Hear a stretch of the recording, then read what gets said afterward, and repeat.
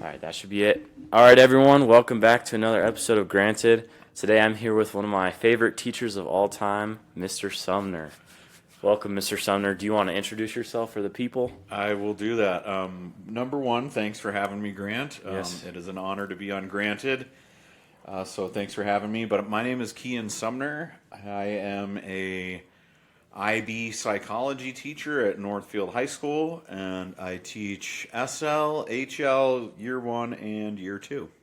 Yeah, I was thinking about it earlier that, as a senior, I'm almost done, but then you still have the juniors that you have to teach, which is like kind of a trade off. But then you have less classes that you're going to be teaching coming up here in a couple weeks, right? Yeah, so most of because I teach basically all of IB, you guys are all done on April 30th. So all of my classes are about to be finished this Right. year.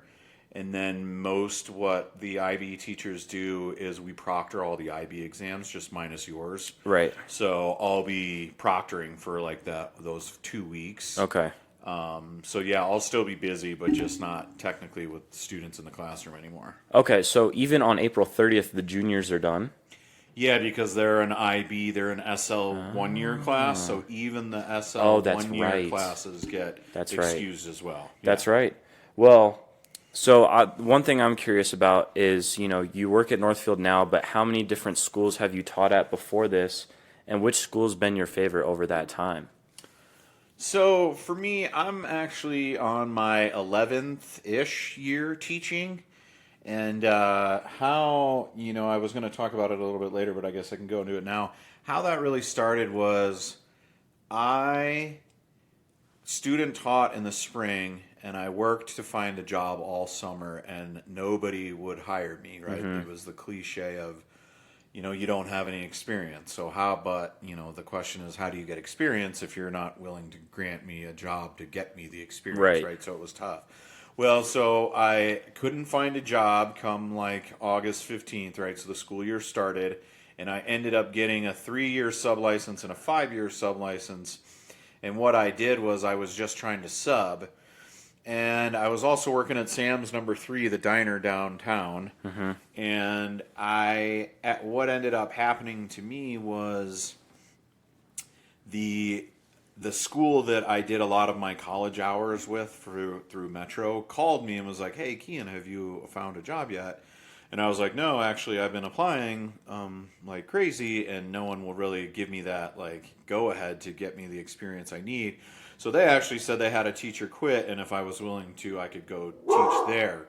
But since it was actually a strange year, because the government shut down. They're the ones who do all the background checks, so I couldn't get a background check through like most of October, and I actually ended up, I think, starting on my birthday, October 21st was my Wow. first real day. But what's funny now is DPS says that I've only taught for like 11 and 3/4 years or something. Like they only count that as 3/4 years because I started in October. So long story short, 11 years. But I would say so. I student taught at Legend in Parker, Okay. right? So Douglas County, which was definitely pretty interesting. I grew up in Castle Rock, so I was down at Douglas County. So I went to Douglas County High School, so kind of working for one of our rivals when I was in high school. And so my first job was at MLK out in Green Valley, where I taught for 6 years. Then after that, I taught at DCIS in Montbello for 3 years until that school closed to start the new Montbello High School. And then now this is my second year at Northfield. Wow, that's a long journey. Yes. And so you said you started teaching on your birthday, and that was at Metro or it was That somewhere was else? at MLK in Okay. Green Valley. So they kind of like figured out how to get me to teach, but I still couldn't start till like that third week of October. But yeah, I remember it was a Monday, and that was my first day teaching. Was also my birthday. So Were you like super nervous, or were you kind of ready to get that experience? I was definitely ready to get that experience, but I was definitely very nervous. Yeah, that Yeah, would make sense. like I didn't. You're nervous because you don't know what you're doing. You're nervous because you don't know how the kids will react to you. You're nervous because you don't Yeah. know where anything is. you're nervous, you don't want to ask too many questions and annoy your peers and your neighbors around you, but if anyone who knows me knows, I already ask a lot of questions. So Right. I had a lot of questions, just like, what am I doing? Where am I going? So it was definitely nervous and anxious, but it was good, and it went well. Yeah. I think the kids enjoyed it. That first year, it's fun to look back on my stuff that I created then and kind of like cringe a little bit because I'm like, Right. oh, these poor kids had to deal with this because they ended up giving me 3 classes. So I ended up with AP Psychology, World History, and U.S. History, which, Whoa. usually even experienced teachers don't, if the plan allows, like, don't get more than 2 different classes. Right. Right. So having to plan 3 with them being pretty higher level, upper level classes, especially AP Psychology, it was very, very busy. Yeah, I bet it was. Yeah. So yeah, you've been all over, and now you're at Northfield. And how long have you been at Northfield again? It was This is now my second year at Northfield. okay. Wow. So you're newer to the school then. Yes, I am. Okay. Yep. So how do you like it compared to the other schools?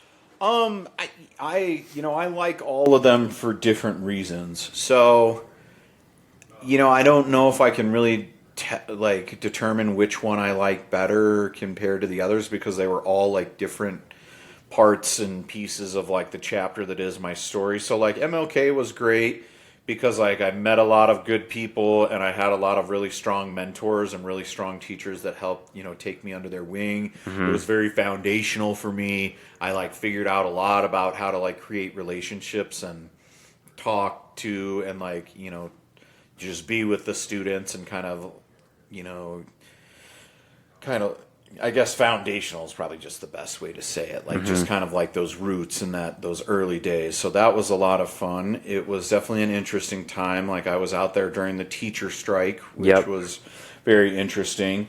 And so loved MLK for that purpose. And it kind of like set me on the trajectory I was, that got me to here. DCIS in Montbello was also awesome. It was great because I had become pretty comfortable at MLK, and it wasn't so much that I was scared to really go out on my own, but I was I had all of these friends and all these great colleagues at MLK, so it was kind of nerve-wracking to leave and say goodbye to them and say goodbye to all of these kids and all that I had known. Right. And so DCIS was great because I went out on my own. None of like the teachers from MLK ended up working at DCIS, so it was really just me, and no one knew who I was. So that was awesome, and I got to teach psychology. Plus, I got to teach some really cool college classes. I taught Colorado history. I taught women in U.S. history. I ended up getting to teach history of Latin America. So that was a lot of fun because I got some more experience in different classes. And then Northfield, is just totally different because it's also the biggest high school I've ever worked at. If you know MLK and DCIS, they were both very tiny. I think, one of our class, like the sophomore class this year or next year, is 600 kids. Huge. That's how many kids were in MLK total, or close to it, with like the middle school being attached, and then DCIS kind of the same. There was only maybe 100 kids per grade, Right. so maybe 400 total high schoolers. Now there's more than 400 kids in one class. So definitely big and exciting, but that's always what I've wanted. Like I grew up in Illinois at a very traditional high school, so I really wanted like the big like sports vibe and dances and clubs and a lot of the things that you kind of miss out on at a little school because it's just tough to do that stuff because with not a lot of teachers, you end up having to do multiple things, where at Northfield, right, everyone kind of has their niche and they do that, and it kind of like weaves itself together in this fabric that then like kind of makes Northfield. Yeah. And so do you think working at those smaller schools you were able to grow closer to your students, or is it kind of the same for both? I think that relationships are my number one most important thing as a teacher. So I definitely have created great relationships at all the schools I've been at. It's just when you were at MLK or DCIS, right, you knew every senior, right? Yeah. And usually with those smaller kind of neighborhood schools in Green Valley and Montbello, I ended up teaching like brothers and sisters. I knew the parents really well just because it was tinier, right? Like with you guys, I have 120-ish, 5-ish seniors, right? But that's only like 1/3 or 1/4 Yeah. of you. So I don't know a lot. I don't know everyone where you do know everyone and every teacher at DCIS and MLK. Yeah, that's a good point. Well, kind of to stem off of the teacher path, when you were when you were a child, what type of job did you dream of having?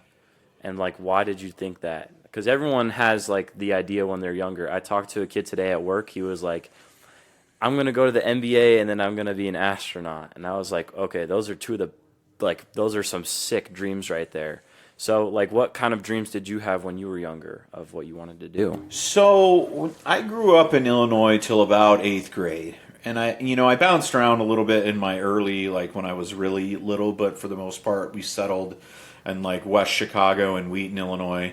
And so there, sports was very big, and both of my parents are very athletic and played a lot of sports. So for me, sports was everything. And so growing up like in elementary school and then moving into middle school and then kind of moving out of high school, moving into like freshman football camp and wrestling camps and all of this stuff, I always just figured that I would just play sports. Yeah.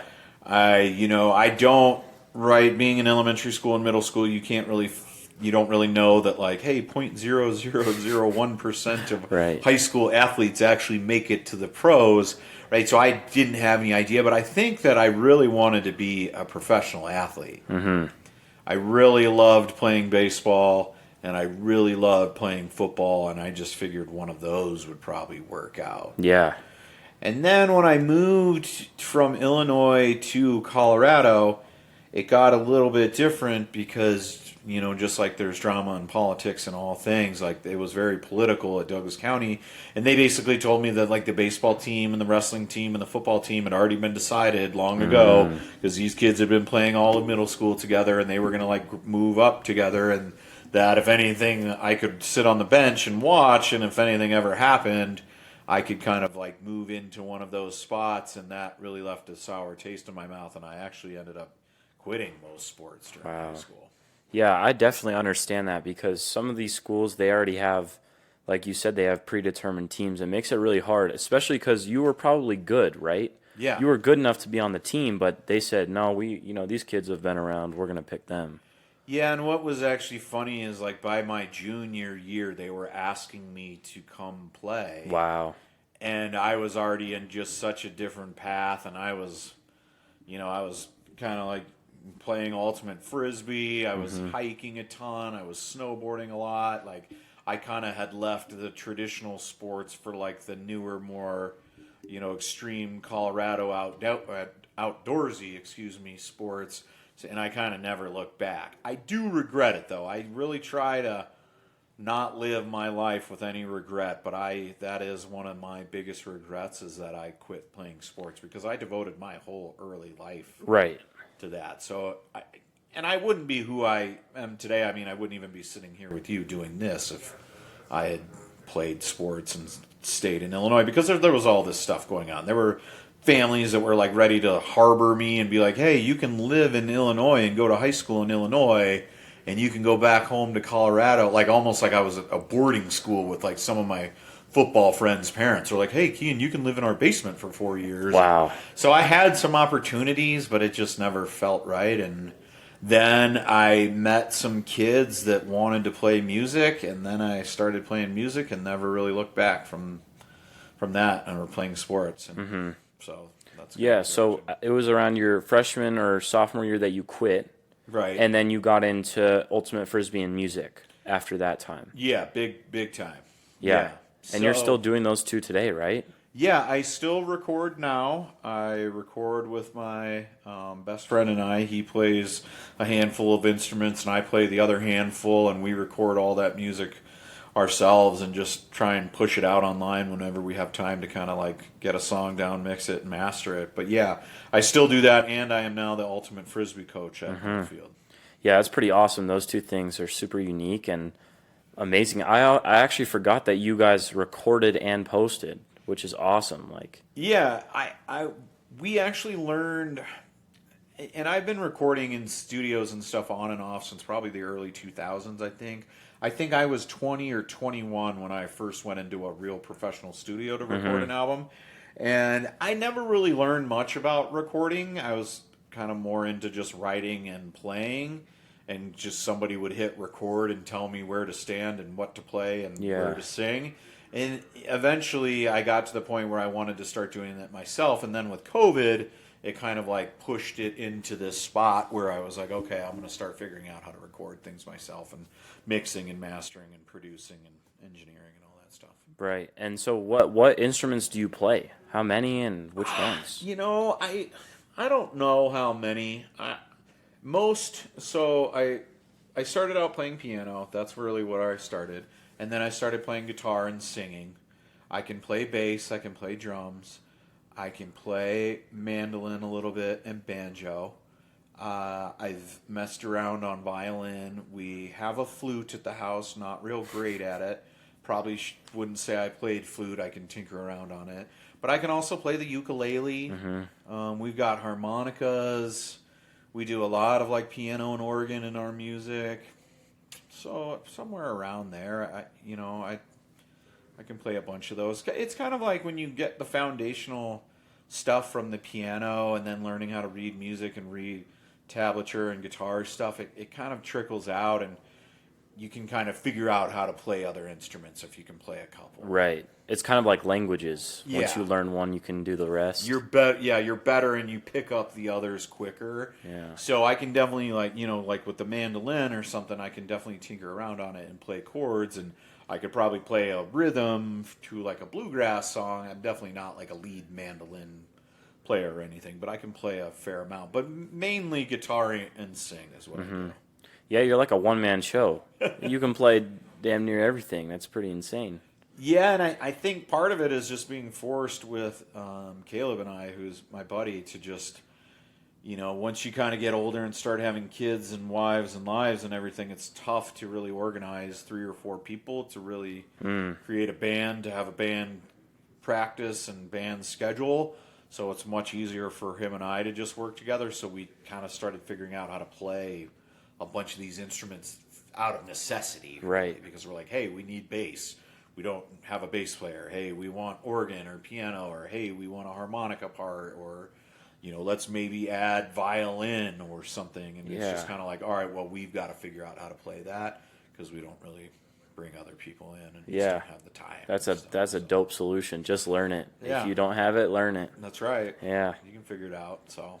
All right, I'm gonna adjust your microphone real quick before we get into the next question. Too far away? No, I think I just get a little paranoid when it's like angled because this is where it captures most of it. Gotcha. So you're good. Cool. You're good now. Just want to make sure the people can hear you. You know I gotcha. what I mean? Yeah. So the next question I had for you was, like, being a teacher. Obviously, dealing with kids is your main job, and obviously we're not super young, but we all have our bad days, and so do the kids influence how much you enjoy your job? Does a bad group of kids necessarily make you enjoy teaching less, or is it kind of just something that comes with it and you just go along with each group? When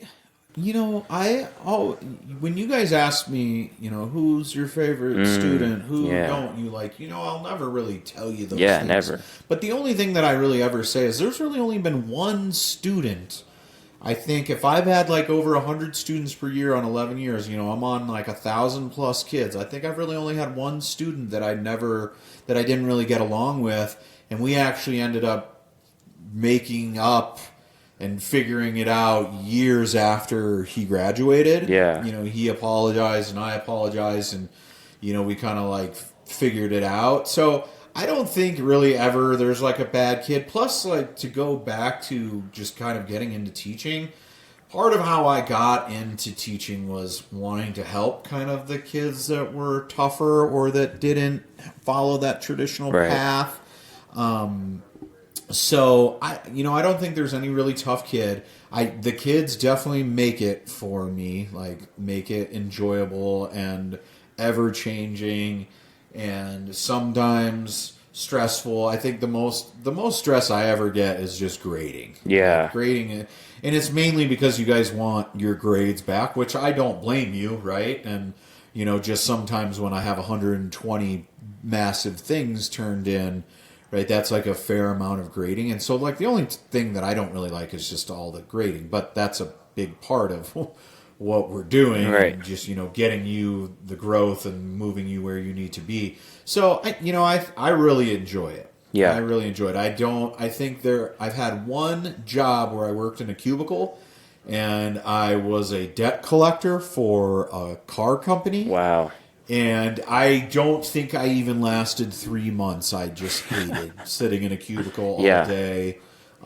It was just very bad. But no, I really enjoy teaching. I love everything about it. And I hate this kind of saying of like, if you find something you love, you never work a day in your life. But I think it is really true. Like it doesn't really seem like the work, like on Sunday nights, I'm not dreading Monday mornings or anything. Like I really enjoy going to school and being in school. And I just think learning and teaching and intelligence and education and ideas and conversations and collaboration, I think those are like some of the coolest things that humans have going for them. Absolutely. So I definitely like being around like all the electricity and the vibe, and when we have those deep conversations and they get a little bit spicy, and Yes.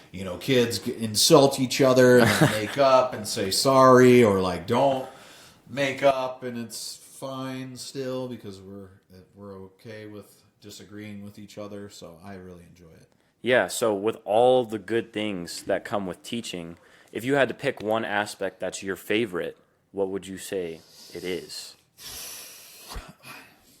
I really enjoy when students figure things out, right? When you kind of see the lights turn on. I think that's one of the coolest things, when kids are like, oh, I get it now.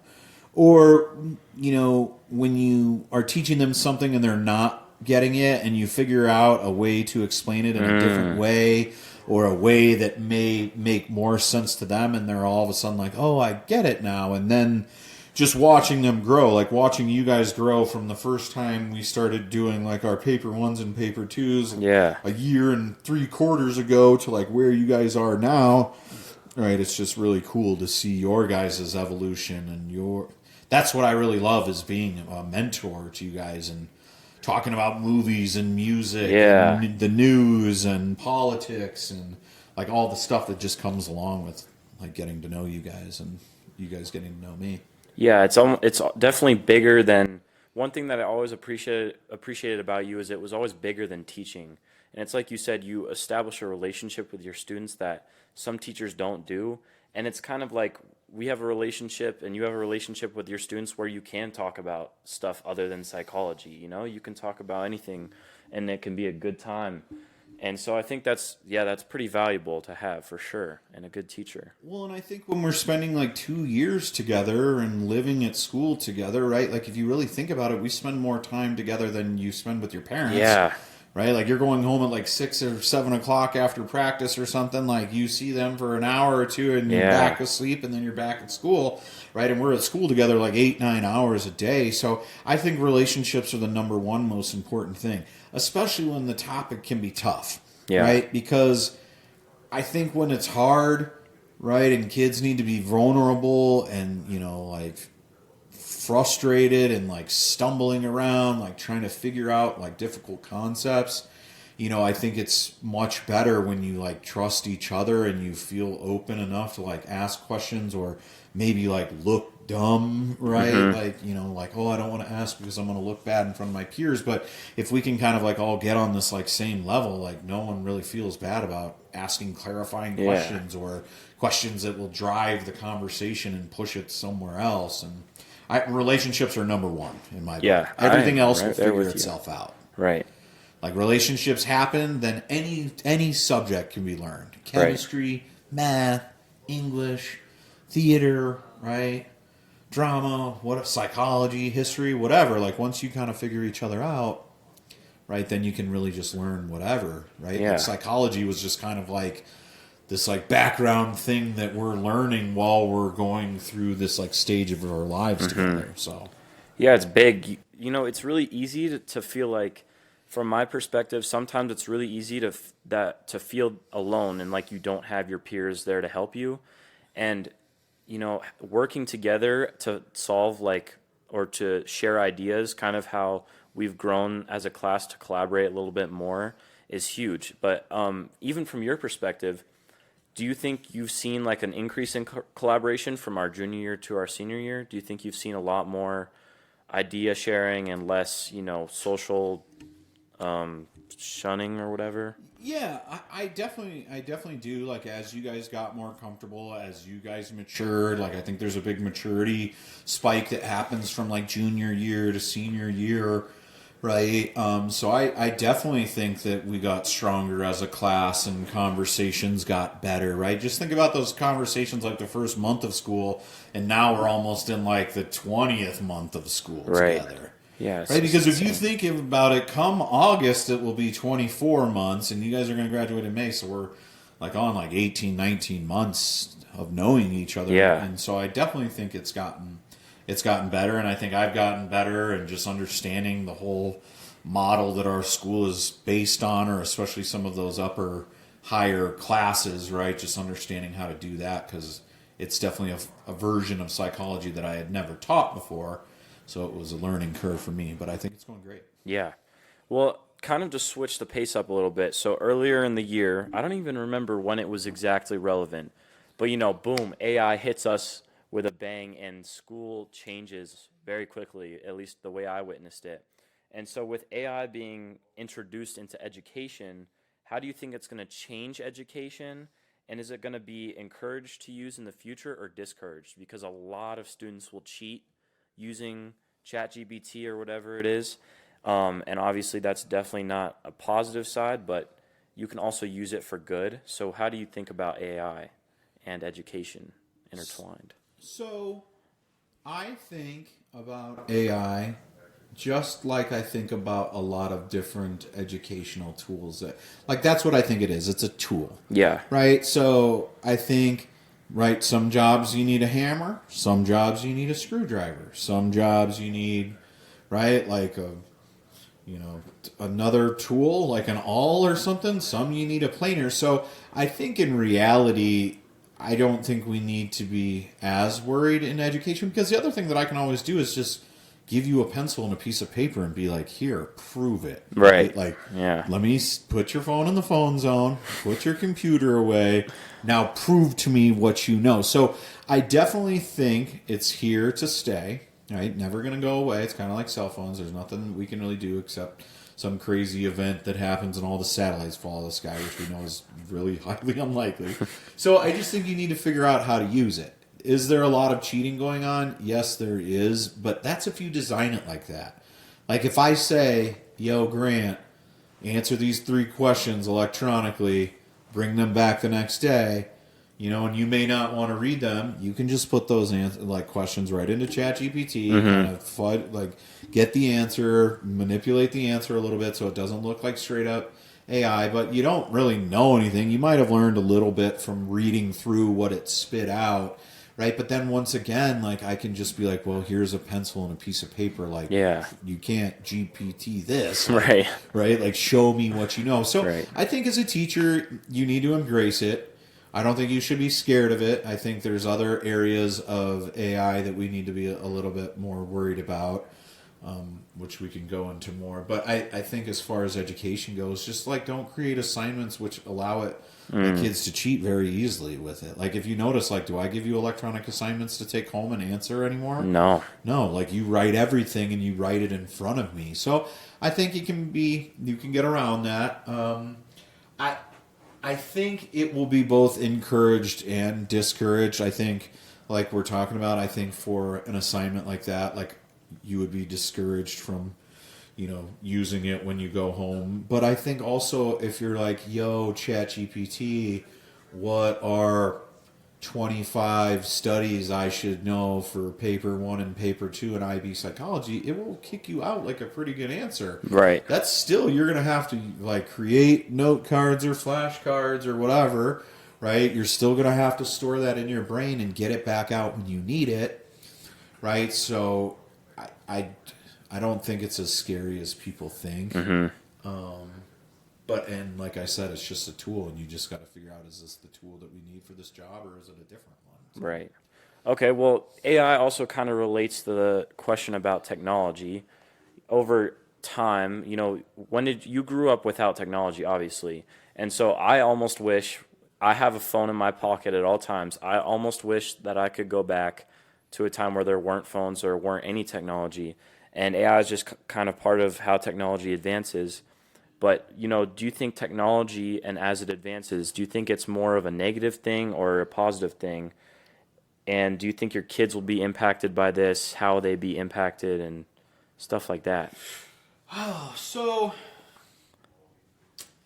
I mean, that's a tough one. Like, yeah, it would be cool to go back in time and like not let you guys have cell phones. But I mean, you create a bunch of cool stuff with cell phones. You guys are Yeah. like coding and creating apps and like doing all sorts of really cool things.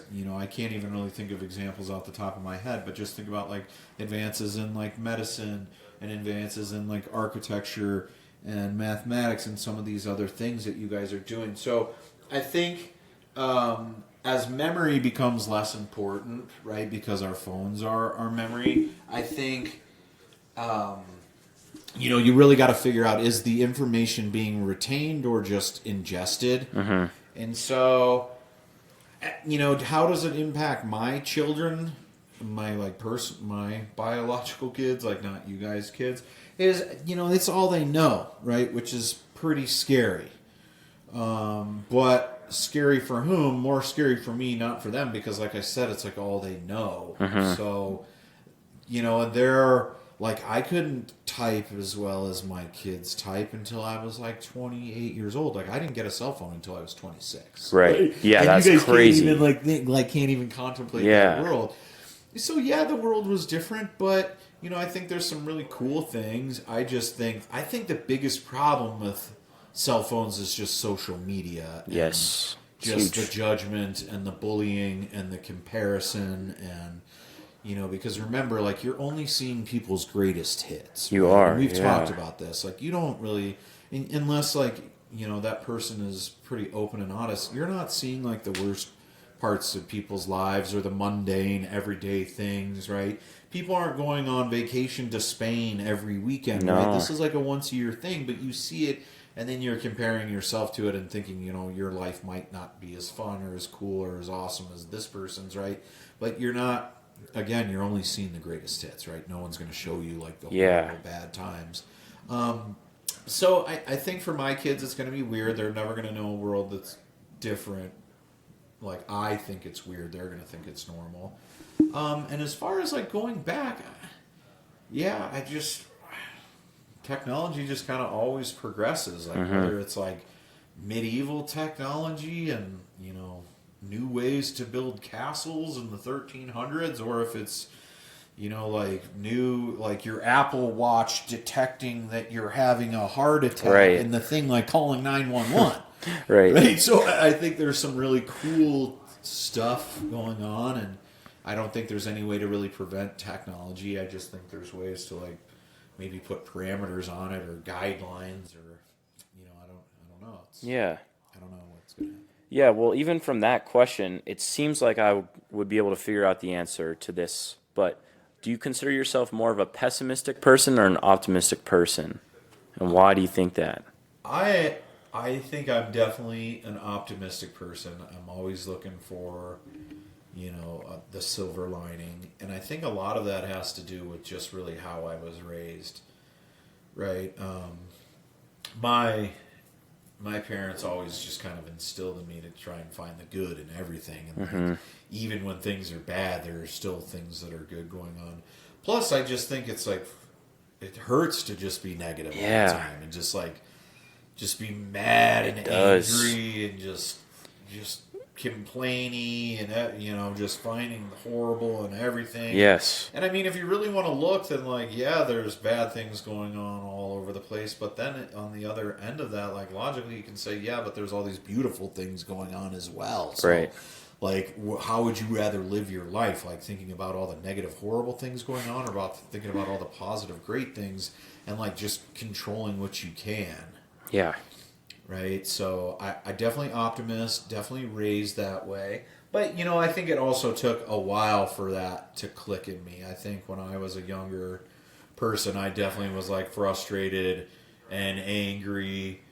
And, I think, just some things going on in my life with, because my parents were divorced and then just being kind of like torn out of like moving to, Colorado and being torn away from my like sports friends. And like I had a lot to be mad and angry about. And I think it just takes so much energy and Yeah. it's just a waste of time Yes. to be bitter. Yeah. It just sucks. It's definitely not a good use of time to always be thinking about the negative. It's, if you're looking for a quick short-term solution, if you're struggling with like mental health, if you just try and focus on what's good, it'll give you so much more happiness in your life if you're just looking for the good. And it's easy to look for the bad for sure. Yeah. You could always, it really just depends on the lens that you look at life. But if you look at life the way that you do, or the way that I see myself looking at it, I think you can find a lot more joy in life just by looking at the positive for sure. I definitely agree wholeheartedly. And like you said, it takes a lot of energy to stay mad all the time, and it takes a lot out of you. It makes you feel bad.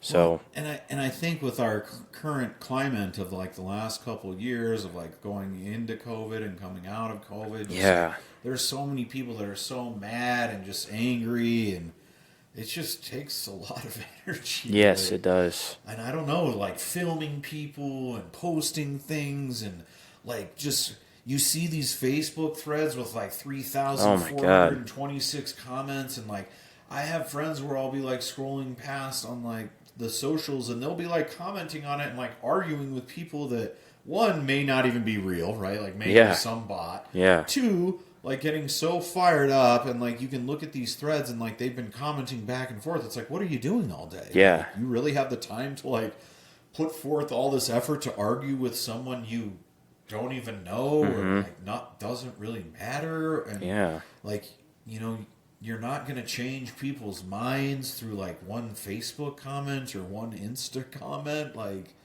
like changing people's minds like takes a while. So for you to try and like browbeat your opinion into other people, I don't know, it just kind of seems like a waste. Yeah, and you can definitely relate that negative mindset to social media for sure, because I was also thinking about it when you said, how everything, there's people arguing. Well, then you also look at the news stations, and the news station, that's a huge conversation that I'm sure we've probably had in psychology class about how the news stations are always portraying the bad stuff. They're always talking about the murders and the homicides and everything that's going wrong. Then you go on social media, it's the same thing. People are arguing on Twitter all the time and Instagram. And so it kind of just seems like social media is the backside of the technological innovation that's happening for sure. And so I don't know, maybe my question to you is like, if you were to restructure it, how would you do it? Especially just for like the news. How would you structure the news? Would it be a mix of good and bad? Would it be just good like Sunday morning, or what would your outlook be? I mean, I don't know. Like, does the news have to tell us the bad? Yeah. Like, I think we know that like murders and violence and car crashes are happening, and I mean, just like, do we need to know those things? Like every horrible thing that happens, I think the news could do a little bit better of a job. But I mean, I don't know. Like maybe, that's a really great question. That's tough to answer, Grant. I think, like could you do like one darker story and then you have to do a lighter story? Yeah. Are there like news stations where if you want the violent murder bloodiness, you watch this type of news, and if you want the good, but then remember, like then you're living in an echo chamber, and you're just the confirmation bias is running rampant, and you're only hearing stories, right? So like then you've got problems on that end. But then to go back to like what you talked about, like in the very beginning of this kind of like part, is like you're correct. Like the news are just showing us the bad, so we just think the world is bad, right? Like think about those heuristics in psychology. Right, we're like making shortcuts and we're creating schemas, and we just, all we hear about this big city is just violence and murder. So whenever I think about this big city, it's like a violent, murderous, bad place to go. Don't ever go there, right? So I don't know what the right answer would be. And like to redesign social media, I think I really think that like kids shouldn't get it until like they're older. I don't know if 18 is right. I don't know if 16 is right. I don't know if 14. I think in France they like don't allow cell phones in high school. Like you Yeah. can't have a phone in school till after you move on to college or secondary. I forget what they call it, right? So I don't know, but I think it's doing a number on young people.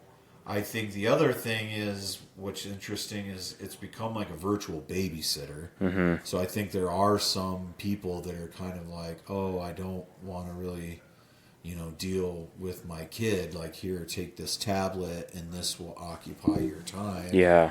Right? There's been multiple times when we've gone out to eat and we try and like talk and play tic-tac-toe and draw on the kids menu and like play heads up or like have these conversations or do something fun where we look over at another table and it's like two parents and two kids and they're all staring at tablets. Yeah. Like, we were at a restaurant once and like these parents let this kid bring in like his Xbox. No the kid way. Brought, like, a Are you monitor. serious? Yes, it was like sitting at the end of the booth. No and, like, way. had a game console set up.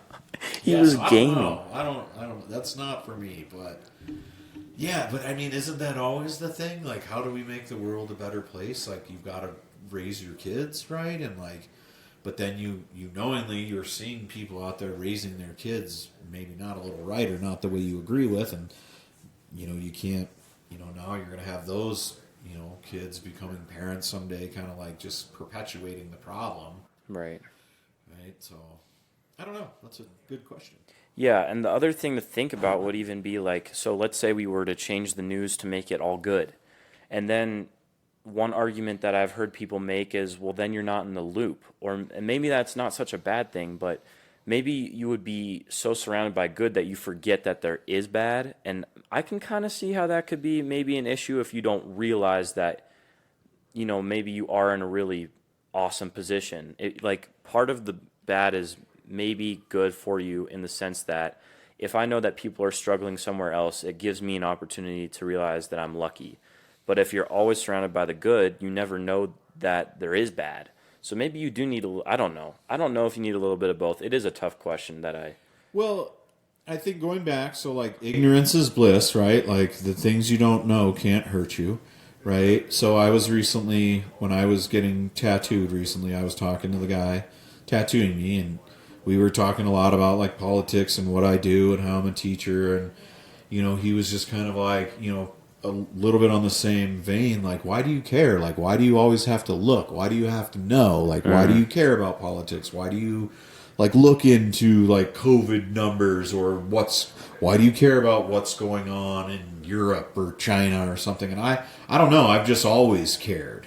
Yeah. Right? But he brings up a really good argument that like, hey, like none of this stuff brings me down because I don't look into it and I don't know and I don't care, right? So that ignorance is bliss mentality, which I definitely agree with. So I see both sides, right? But for me, I just would much rather be informed. Like, I would much rather kind of be well-rounded. But I was also reading something just the other day that was like, hey, like at the end of the day, kind of when you're weighing, right, like the way your life is turned out, like, would you rather have like, spent all this time and, energy, like loving your kids and your family and done all this stuff, or, that you were hypersensitive to politics for 30 years, right? Yeah. Like, hey, all about politics, but for the last 30 years you've been doing this, but at the end of the day, does that really matter? Yeah. Right? So it's a great question. Yeah, it's a tough one. It's like, hey, you could have been,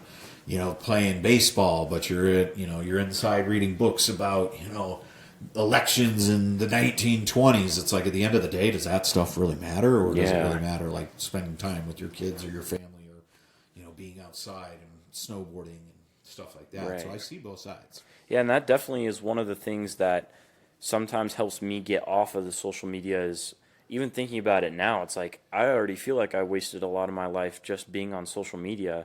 So then it's, if I think about it that way, how would I want to look in the next 5-10 years of how I've used my time? I don't want to be on social media as much as I've been.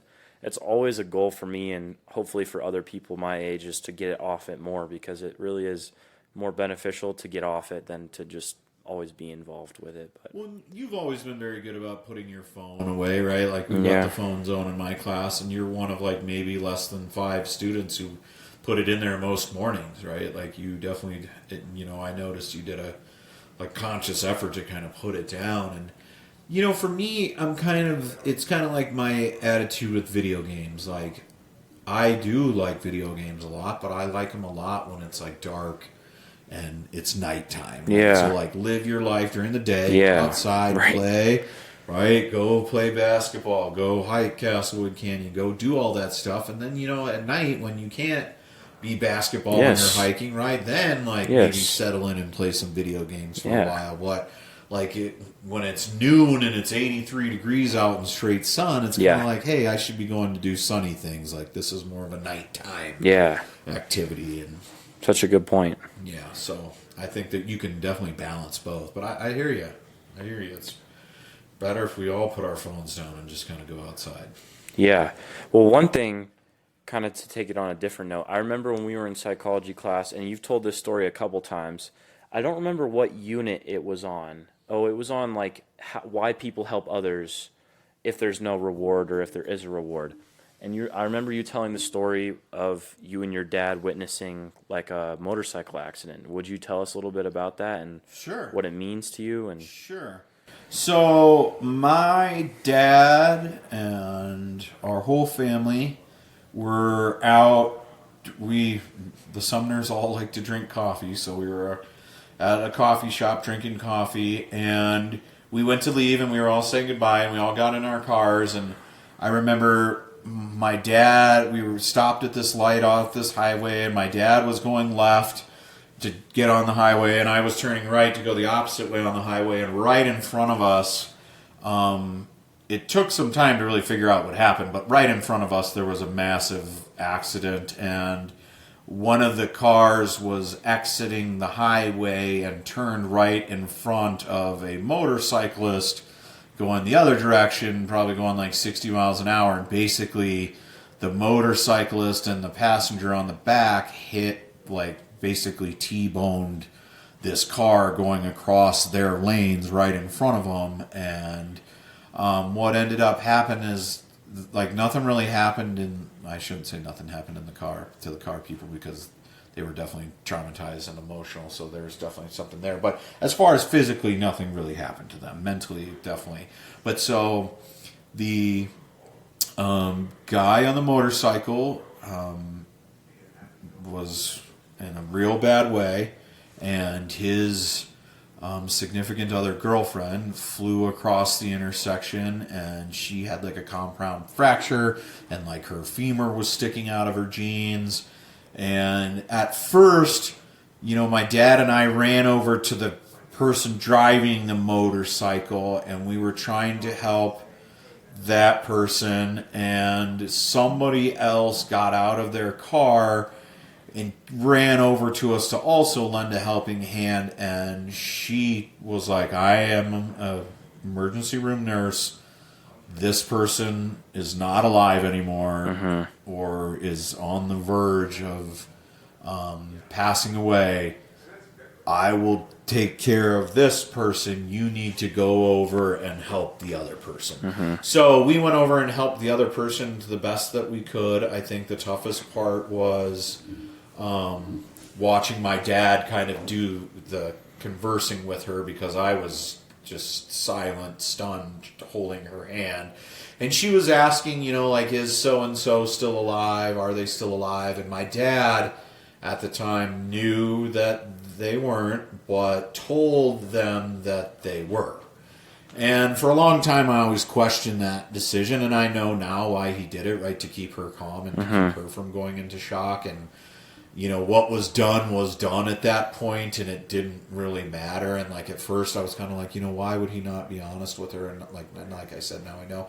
But yeah, so that kind of happened right in front of us, and like this was all within maybe like 4 or 5 minutes. This whole story and scenario went down before there were like ambulance and cops everywhere. And I kind of like got back into my car and got my car out of the intersection, and then kind of just like broke down. And I don't think I've ridden a motorcycle since. I think I've definitely ridden a dirt bike up in Rampart or up in the mountains a little bit, but I definitely probably will never ride like a street bike again.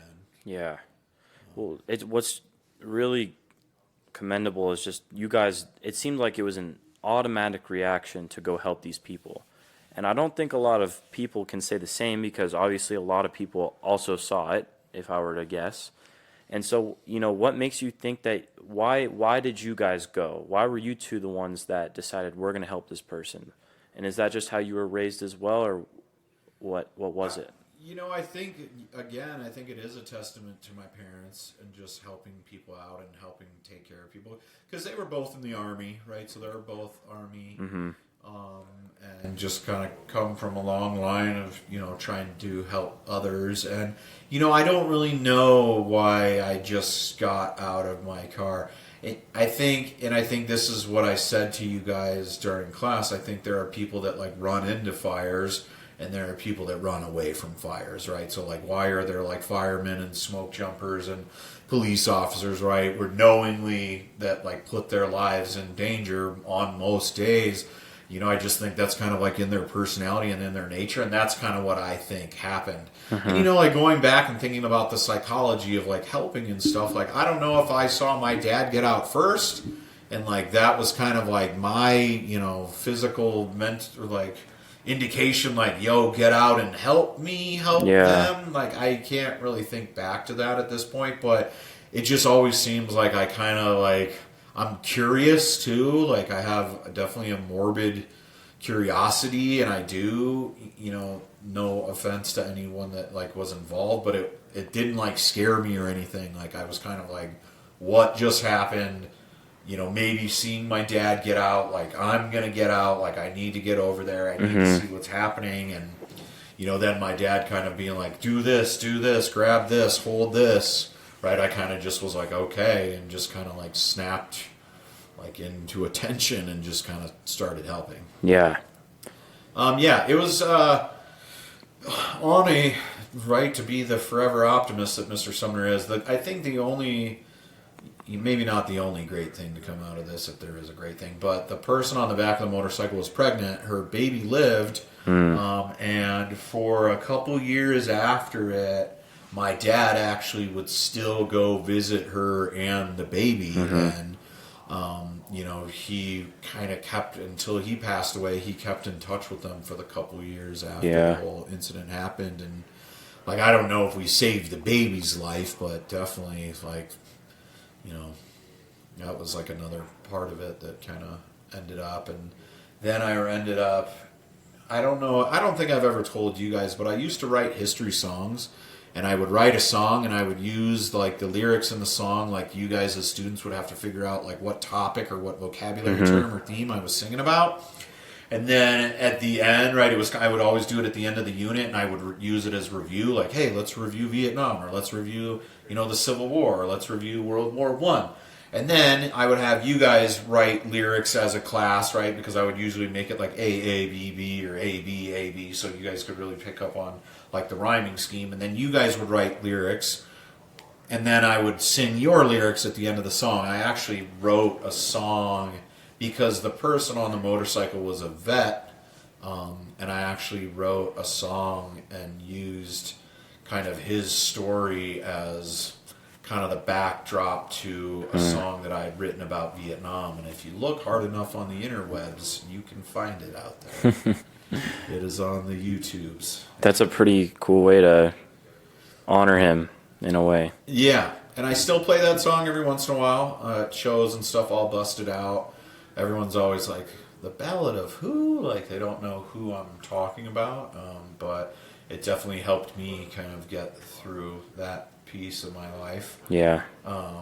But still, like, gets a little, there are some, like, triggers, and when I see people, like, weaving in and out on motorcycles, or, like, cars almost hit motorcycles, like, changing lanes on the highway, it brings all those feelings right back, and like, makes my heart double time, and makes my palms sweat and get a little sketched out a little bit, because it was pretty hardcore. Well, good thing they banned the lane changing for motorcycles in Colorado. Right, Did you and hear like now about there's that? the lane splitting and Yeah. now like all that stuff, which is a whole nother thing. I don't know if that's safer. Yeah. Do I you don't know what know I'm either. talking about? How they just changed the law? So now, Well, like, what's the update?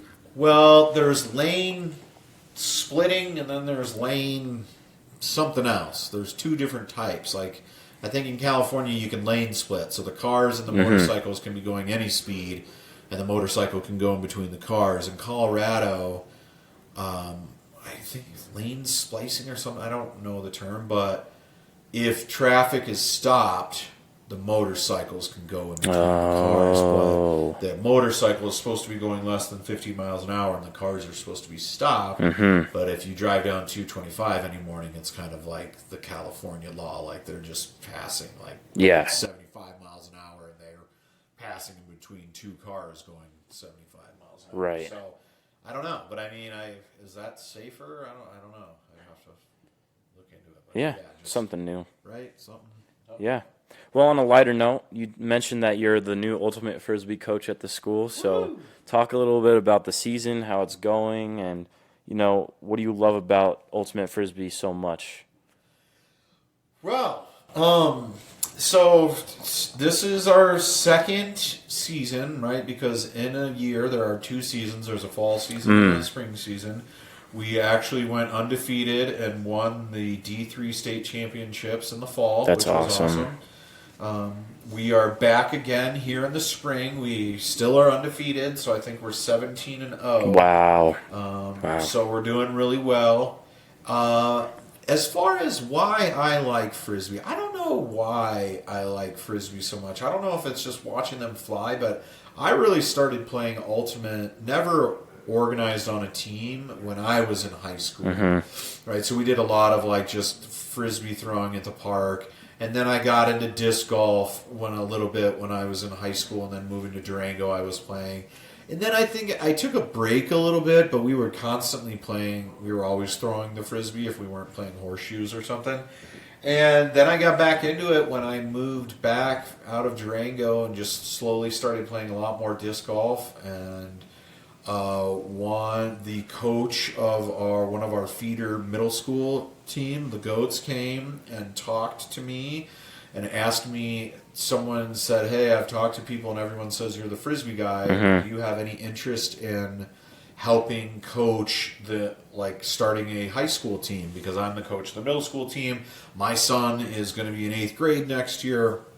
Coming to Northfield, there's lots of middle school ultimate players. Any interest in that?" And we tried to get it going last year, but it didn't really work. So we talked a bunch over the summer and got our ducks in a row and came out of the gate hot in August, and we got a team together, and it went really well. And now we're doing good. We got a game on Thursday, and then we have the state tournament May 3rd and 4th, Wow. I believe. And we'll be trying to win the D2 state championship. Oh, you So we moved up a division. Yes, sir. So we're now up. So D3 was a great experience, and we beat a team that was a very awesome, tough team. And I love the camaraderie of frisbee throwing. I love just talking to people, and especially when it comes to more disc golf, just kind of being out there early in the morning and walking the course, and just all things frisbee. Yeah, that's pretty awesome, man, because you started something that the school didn't have, and now you're establishing it, and not only that, but you guys are having insane seasons already, really good results. So that's pretty awesome that you did that, man. Well, thank you. I wanted to contribute a little bit. If I couldn't start a talent show, Yeah. I wanted to do something. So that kind of fell into my lap. Yeah, that's pretty awesome. Yeah, I mean, good luck at the state tournament. That's huge. Thank you. And you moved up a division, so if you can win that, that's it's big Huge. time. It's big time. Yeah. So then what? It would you guys would move up a division the next year then? Yeah, we would go to D1. Wow. Yeah, which would be That would be phenomenal. Yeah. The D1 players, though, are very, very good, which would be great for our kids because I think we would finally get our first bunch of losses, and we would probably get smoked because the D1 players are very good players. But it would be really good for us, and would be a really good growing moment. Yeah. Moment. And I think just as we get bigger and as Jeff does, more work at the middle school, right? Because at the beginning of this spring season, we had our first practice, and we kind of like look over, and I'm like, oh my God, there's like 35, 40 kids over Right. there. And the other coach and I were talking, and we're like, oh, those are all the up and coming like middle schoolers that are looking that's to play. right. So, I mean, even next year, we might finally have like a varsity team, a JV team, right? So we might have two teams. Yeah, that would be huge. Yeah, that would be huge. So it's going really well. I'm Yeah. really happy. It's definitely something about Frisbee that's really calming and soothing. And you can play it on any terrain too, which is awesome. Beach, nice grass field. You could play in the winter if you wanted, I guess. But yeah, something about Frisbee is really calming, and it's just nice to watch it fly in the air, man. It's sick. And especially once you start understanding them and understanding the physics behind them and how they fly and how they work, and just executing really cool throws and being able to hook them over people and around people and through people. Like you said, it just is pretty mesmerizing and can be really awesome. If you ever want to look up something, look up like top 10 ultimate Frisbee plays of 2023, and you'll just be blown away at how amazing they are and how athletic it truly is. And I think sometimes it gets not like a bad rap, but it's kind of more known as like a counterculture, kind of like hippie stoner type sport that people are like, oh, you're just playing Frisbee. Like, not a lot of athletics involved, when it's very much the opposite. So yeah, completely. Constant running. It's a 110-yard field, so it's a lot. Yeah, you're bumping. Yeah. Well, the last thing that I wanted to end with is kind of for all the seniors that listen to this podcast. We're all going to be leaving soon.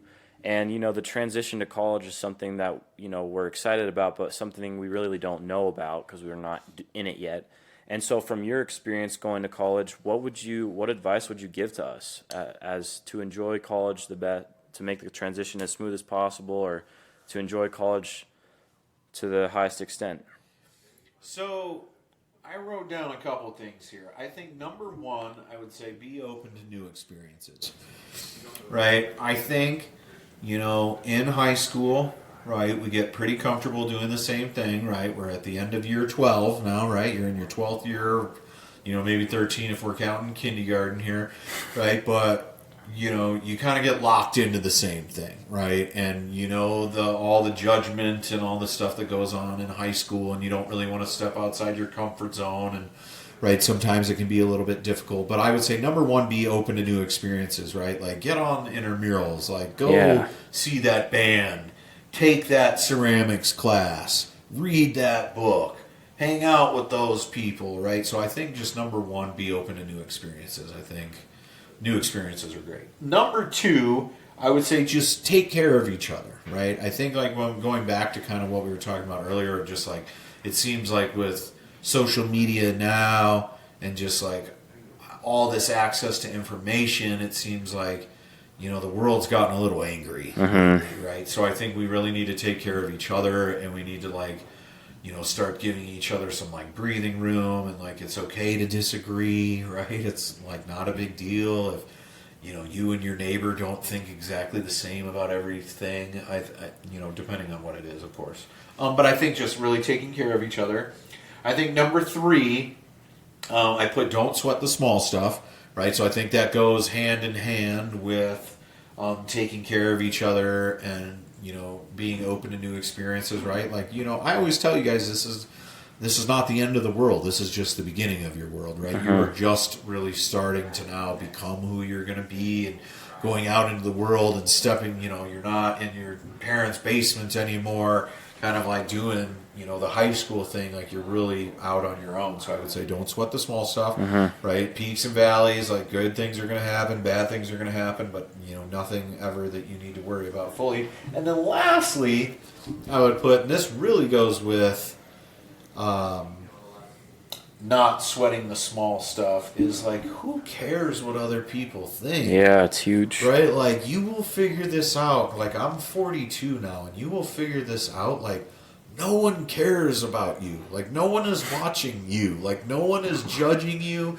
So, like, don't think that, like, people are watching, people are judging. Like, like I shouldn't do this. People are gonna think like, dude, like people are in their own lane. Like just stay in your lane and like make sure your job, you're doing your job to the best of your ability, and you're the best friend you can be, and the best brother you can be, and the best significant other you can be, and just really like nothing like most people are not paying attention to you. So like we're not as I don't think we're as important as we think we are, and that's not to insult anybody, but just like live your own life and like, do what's good for you and your friends and your family and like your sphere of influence in your world. Yeah. Right? Like the other stuff doesn't matter. And like I said, when you become 42, you're gonna like figure that out. Like, oh, it doesn't matter what anyone else thinks of me. It matters of like what my children and my husband, wife, significant other thinks, and like what my friends think, and right after that, everything else will work itself out. So just be a good person and look for the good in people and assume positive intent, and not everyone is out to get you, and right, just gotta be happy and have a lot of fun and do cool stuff and read good books and eat food.